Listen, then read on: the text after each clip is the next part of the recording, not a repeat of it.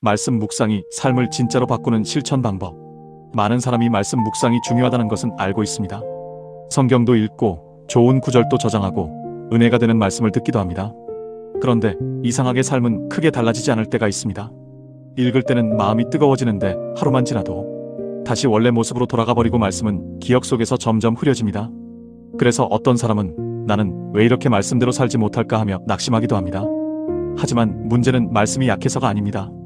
대부분의 경우 말씀을 대하는 방식이 삶까지 이어지지 못하기 때문입니다. 말씀 묵상이 삶을 진짜로 바꾸려면 많이 읽는 것만으로는 부족합니다. 읽은 말씀이 내 생각을 지나 마음에 머물고 결국 행동까지 움직여야 합니다. 말씀이 머리에만 머물면 지식이 되지만 마음에 스며들면 방향이 되고 삶에 적용되면 열매가 됩니다. 첫 번째 실천 방법은 적게 읽더라도 오래 머무는 것입니다. 많이 읽는 것이 항상 깊은 묵상은 아닙니다. 오히려 한 구절이라도 붙들고 왜 이 말씀이 오늘 내게 필요한가를 오래 생각하는 편이 더 큰 변화를 만듭니다.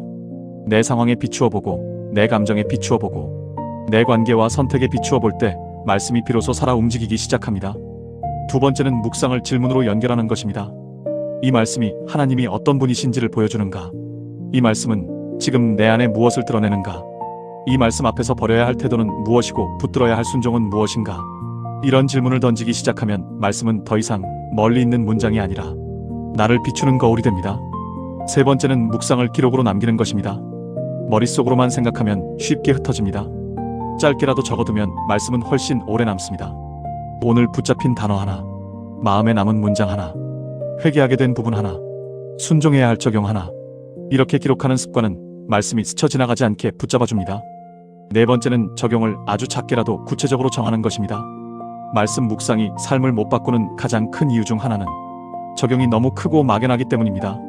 사랑해야지, 감사해야지, 기도해야지, 이렇게 끝나면 마음은 움직여도 삶은 잘 안 바뀝니다.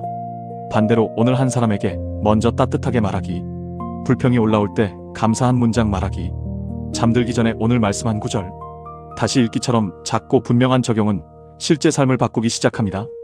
다섯 번째는 말씀을 하루 중 다시 꺼내보는 것입니다. 아침에 읽고 끝내면 세상 소리 속에서 금방 묻히기 쉽습니다. 점심 전에 한 번, 마음이 흔들릴 때 한 번, 잠들기 전에 한 번, 짧게라도 다시 떠올리면 말씀이 하루의 바깥에 있는 것이 아니라 하루 한가운데로 들어옵니다. 여섯 번째는 감정보다 반복을 신뢰하는 것입니다. 어떤 날은 말씀을 읽어도 특별한 감동이 없을 수 있습니다. 마음이 메마르고 집중도 잘 안 될 수 있습니다. 그래도 그 시간이 헛된 것은 아닙니다. 씨앗이 땅에 심길 때 소리가 없듯이 말씀도 조용히 사람 안에 뿌리를 내릴 때가 많습니다. 느낌이 약하다고 은혜가 없는 것이 아닙니다. 하나님은 반복해서 말씀 앞에 앉는 사람을 천천히 그러나 분명하게 바꾸십니다. 일곱 번째는 말씀을 관계 속에서 살아내는 것입니다. 진짜 변화는 혼자 조용히 감동받는 데서 끝나지 않습니다. 말씀을 읽은 뒤 사람을 대하는 태도가 달라지고 말하는 방식이 달라지고 화를 다루는 태도가 달라질 때 묵상은 비로소 삶이 됩니다. 말씀은 예배 시간의 위로만이 아니라 일상 속 성품까지 만지는 하나님의 손길입니다. 우리가 여기서 꼭 붙들어야 할 것도 분명합니다. 말씀 묵상은 특별한 사람만 하는 깊은 훈련이 아닙니다. 하나님 말씀 앞에 내 하루를 자꾸 다시 세우는 가장 실제적인 습관입니다. 조금 느려도 괜찮습니다. 금방 달라지지 않아도 괜찮습니다. 중요한 것은 오늘도 말씀 앞에 다시 앉는 것입니다. 어제와 같은 사람처럼 보여도 말씀이 하루하루 쌓이면 생각이 달라지고 선택이 달라지고 결국 삶의 방향이 달라집니다. 말씀은 단번에 사람을 흔들기도 하지만 대개는 조용히 사람을 바꿉니다. 그러니 조급해하지 말고 한 구절이라도 붙드시면 됩니다. 어쩌면 삶을 진짜로 바꾸는 시작은 많은 말씀을 아는 데 있는 것이 아니라 오늘 내 안에 들어온 한 말씀을 놓치지 않는 데 있는지 모릅니다.